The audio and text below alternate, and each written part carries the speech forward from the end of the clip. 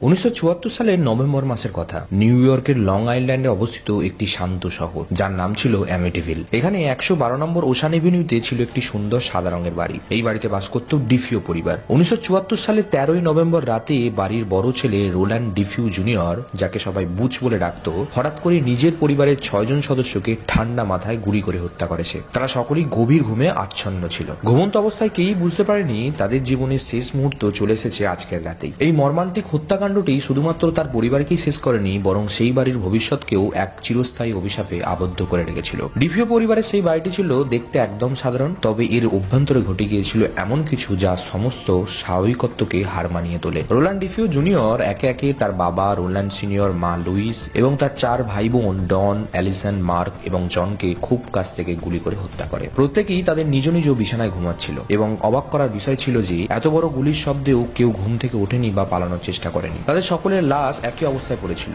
যেন তাদের মৃত্যুর আগে প্যারালাইসিসের মতো কিছু হয়েছিল। এই বিষয়টি নিয়ে আজও রহস্যের মেঘ কাটেনি কিভাবে একটি পরিবারের 6 জন সদস্য একসাথে এক ঘরে গুলি খেয়ে নিশ্চুপ পড়ে থাকতে পারে। এমনকি প্রতিবেশীরাও সেই রাতে কোনো গুলির শব্দ শুনতে পাননি, যা আরো ভয়ঙ্কর এবং সন্দেহজনক করে তোলে ঘটনাটিকে। পরদিন সকালে এই ঘটনার জানাজানি হতেই পুলিশ এসে রোল্যান্ড জুনিয়রকে গ্রেপ্তার করে। তদন্তে জানা যায় সে তার বাবার শটগান ব্যবহার করে এই নৃশংস হত্যাকাণ্ড ঘটিয়েছে। কিন্তু আসল রহস্য তখনও সামনে আসেনি। যখন তাকে আদালতে জিজ্ঞাসাবাদ করা হয় তখন সে দাবি করে বাড়ির ভিতর থেকে কোন এক অশরীরী শক্তি তাকে নির্দেশ দিয়েছিল এই পরিবারকে মেরে ফেলার জন্য। রোল্যান্ডো এও স্বীকারোক্তি দিয়েছিল সে বারবার বাড়ির ভেতর থেকে অদ্ভুত সব আওয়াজ শুনতে পেত, যা তাকে এই ভয়ানক কাজ করতে এক প্রকার বাধ্য করেছিল। বিচারক এবং আইনজীবীরা এই দাবি প্রত্যাখ্যান করেন এবং তাকে পাগল সাজানোর চেষ্টার অংশ বলে মনে করেন। অবশেষে তাকে দোষী সাব্যস্ত করা হয় এবং তাকে যাবজ্জীবন কারাদণ্ডে দণ্ডিত করা হয়। এই নৃশংস হত্যাকাণ্ড ঘটার ঠিক 1 বছর পরে 1975 সালের ডিসেম্বরে জর্জ এবং ক্যাথি লুটজ ও তাদের 3 সন্তান ড্যানিয়েল, ক্রিস এবং মিসি সহ সেই বাড়িটিকে খুব সস্তায় কিনে নেন এবং সেখানে বসবাস করতে শুরু করেন। লুটজ পরিবার প্রথমে ভেবেছিল এটি তাদের জন্য এক নতুন শুরু, কিন্তু তারা কখনোই কল্পনা করেনি যে তাদের নতুন বাড়ি হবে এক নরক কুণ্ডের মতো। বাড়িতে ওঠার প্রথম দিন থেকেই তারা অদ্ভুত সব অভিজ্ঞতার শিকার হতে থাকে। প্রথমে জর্জ লুটজ লক্ষ্য করেন যে বাড়ির অভ্যন্তরে একটি অদ্ভুত ধরনের টেম্পারেচার রয়েছে, যা কোনো পার্টিকুলার কোনো জায়গায় কখনো ভীষণ ঠান্ডা, আবার কোনো জায়গায় খুব গরম। এটা কিভাবে সম্ভব, যা বাড়ির তাপমাত্রা নিয়ন্ত্রণ করেও তারা পরিবর্তন করতে পারছিল না। এদিকে জর্জের শারীরিক অবস্থা এবং মানসিক অবস্থা দিন দিন খারাপ হতে থাকে। প্রতিদিন রাত 3টে থেকে সে নিজেই ঘুম থেকে উঠে যেত এবং তার মনে হতো যে সে যেন কোনো এক অজানা শক্তির প্রভাবে আচ্ছন্ন হয়ে গেছে। এই সময়ের মধ্যে তার আচরণও বদলাতে শুরু করে এবং সে ক্রমশ বিরক্তিকর ও রাগী হয়ে ওঠে। তিনি বাড়ির চারপাশ চেক করেন কিন্তু কোনো সমস্যাই খুঁজে পান না। এদিকে পরবর্তী দিনগুলিতে এই অদ্ভুত ঘটনা ক্রমশ বেড়ে যেতে থাকে এবং আশ্চর্যের বিষয় হলো তার ঘরের দেয়াল থেকে এক সবুজ রঙের অজানা তরল গড়াতে থাকে। ঘরের সব বিভিন্ন কোণ থেকে এক অদ্ভুত ধরনের গন্ধ বেরোতে থাকে এবং সবচেয়ে ভয়ঙ্কর ছিল অদ্ভুত আওয়াজ, যেন কেউ ফিসফিস করে কথা বলছে। এক রাতে ক্যাথি অর্থাৎ জর্জের স্ত্রী স্বপ্নে দেখে সে একটি ভয়ানক চেহারার বয়স্ক মহিলায় পরিণত হয়েছে এবং ঘুম থেকে উঠে সে আবিষ্কার করেন তার চামড়ায় সত্যি বৃদ্ধ মানুষের মতো ভাঁজ পড়ে গেছে। লুটজ দম্পতি বুঝতে পারেন তাদের বাড়ির পরিস্থিতি দিন দিন খারাপ হয়ে যাচ্ছে। এক রাতে জর্জ একটি অদ্ভুত শব্দ শুনে তৎক্ষণাৎ নিচে নামে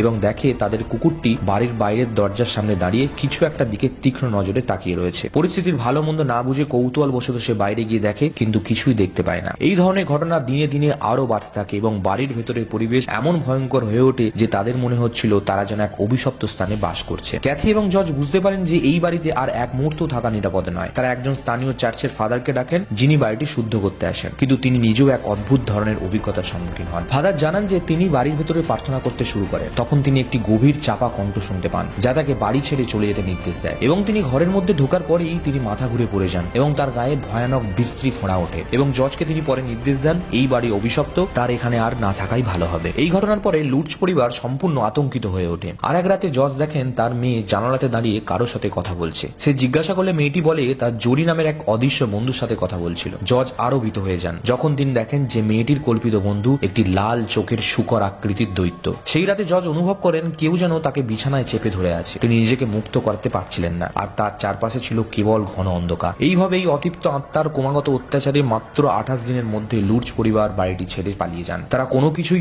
আর ফেরত নিতে পারেননি, এমনকি জামা কাপড়ও নয়। তারা যত দ্রুত সম্ভব বাড়ি থেকে দূরে সরে যায়। অবশেষে লুটজ পরিবার তারা তাদের অভিজ্ঞতার কথা জনসমক্ষে জানানোর পর এই ঘটনা নিয়ে প্রচুর বিতর্ক শুরু হয়। সাংবাদিক ও লেখকদের নজরে আসে এই ঘটনা এবং তারা লুটজ পরিবারের অভিজ্ঞতা নিয়ে বই ও সিনেমা বানাতে শুরু করে। লুটজ পরিবারের রোমহর্ষক অভিজ্ঞতার কথা চাও হচ্ছিল কমে কমে। সোজাসুজি বলতে গেলে এই বিষয় ছাড়া অন্য কোনো আলোচনাতেই অ্যামিটিভিল অঞ্চলের আশাগুলো ঠিকঠাক জমছিল না। কেউ বলছিল অ্যামিটিভিল হাউস সত্যি সত্যি ভুতুড়েদের আখড়া, আবার কেউ বলছিল অন্য কথা। গোটা ব্যাপারটাই নাকি স্রেফ ধাপ্পা, সবটাই পকেট গরম করার পায়তারা। সত্যটা যাই হোক, শেষমেশ পকেট পকেট তাদের গরম হয়েছিলই বটে, তাও আবার এই গল্প বেছেই। 13ই ফেব্রুয়ারি 1976 সালে লুটস দম্পতি প্রথমবারের মতো গণমাধ্যমের সামনে আসেন। গোটা দুনিয়ার সামনে তুলে ধরেন তাদের জীবনের চরম দুর্বিষহ 28 দিনের খুঁটিনাটি। ব্যাস, আর পেছনে তাকাতে হয়নি তাদের। রোমাঞ্চপ্রেমী আমেরিকাবাসীর মুখে মুখে ফিরতে থাকে অ্যামিটিভিলের চটকদার কাহিনী। বাড়িটির উপর গবেষণা করার জন্য গঠন করা হয় রিসার্চ টিমও। দর্শনার্থীদের উপচে পড়া ভিড় সামলাতে 112 ওশান এভিনিউয়ের সংকীর্ণ রাস্তাগুলিতে পুলিশকে রীতিমতো হিমশিম খেতে হয়, এবং বলা বাহুল্য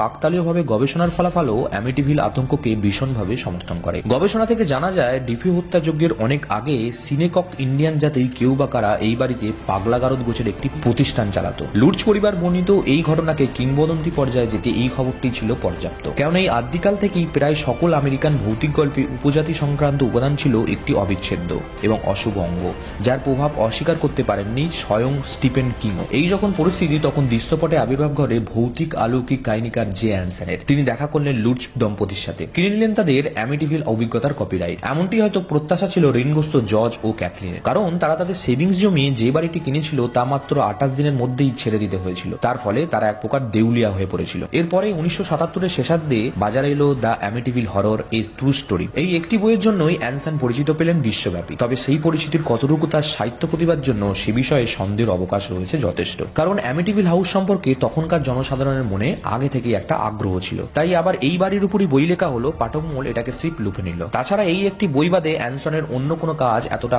পাঠক প্রিয়তা পায়নি। সে যাই হোক, দ্য অ্যামিটিভিল হরর 42 সপ্তাহ পর্যন্ত বেস্ট সেলারের তালিকায় থাকে। 1981 সাল পর্যন্ত বইটির 37টি সংস্করণ প্রকাশিত হয়, বিক্রি হয় 6.5 মিলিয়ন কপি। এখানেই শেষ নয়, বইটি চলচ্চিত্র সত্ত্বতে বিক্রি হয় চড়া দামেও। সিনেমাটি চিত্রনাট্যটিও লেখানো হয় খোদ অ্যানসনকে দিয়ে। এই পর্যন্ত সবকিছু ঠিকঠাকই চলছিল। লুটস পরিবারের অর্থমন্দা ঘুচেছিল এবং অ্যানসনও হয়ে উঠেছিলেন অনেক অর্থের মালিক। কিন্তু গোল বাঁধালো নবাগত আরেক দম্পতি, ক্রোমাটি দম্পতি। জিম ও বারবারা কোমার্টি অ্যামিটিভিল হাউসে উঠেছিলেন 1977-এর বসন্তে। লুটস পরিবার বাড়িটি খালি করে দেয় ঠিক তার 14 মাস আগে। যে বাড়িকে ঘিরে এত কাণ্ড, সেই বাড়ি কোমার্টি যুগলকে কিন্তু কোনো প্রকার অপ্রীতিকর পরিস্থিতির সম্মুখীন করেনি। তারা প্রায় এক দশকের দীর্ঘ সময় সেই তথাকথিত হানাবাড়িতে নির্ঝঞ্ঝাটে কাটিয়ে দেন। কিন্তু নির্ঝঞ্ঝাটে থাকা হয়নি লুটস পরিবার আর অ্যানসনের, কারণ ক্রোমাটি দম্পতি তাদের বিরুদ্ধে ছোট্ট একটি মামলা ঠুকে দেয়। মামলার বিষয় ছিল বইটির শিরোনামে এর ট্রু স্টোরি কথাটি ব্যবহার করা। এই ঘটনা সাংবাদিক থেকে শুরু করে সাধারণ মানুষ সকলের মনে লুটস দম্পতি ও জে অ্যানসনের প্রতি সন্দেহের উদ্রেক করে। আর এই সন্দেহের আগুনে ঘৃতাহুতির কাজ করে আইনজীবী উইলিয়াম ওয়েবারের উস্কানি। তিনি তার এক বক্তব্যে লুটস দম্পতির এই সম্পূর্ণ কাহিনীকে